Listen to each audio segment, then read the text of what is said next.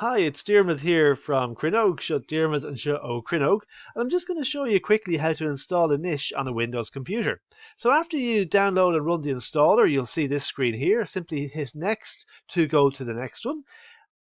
Have a read of the license agreement, click Accept, go to Next again, and then hit Install. So the installer is now going to install all the large files that come with the Anois package. You might see a security screen at this stage, and if you do, simply hit Yes.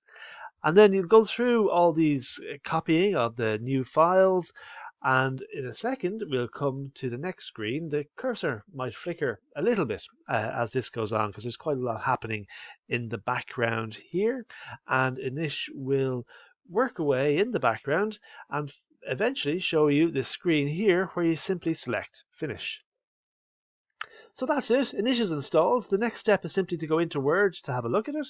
So we'll select Word here, and Word will open up. And as Word opens up, you'll see that it'll show a little message saying loading add-ins in the background as well.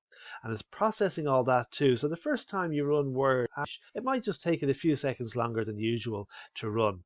But once it does open up, you can select a blank document, and then inside Word on the next screen, you'll see that the Anois menu has been installed. And that's it. That's how you install Anois. Gur magat, slán.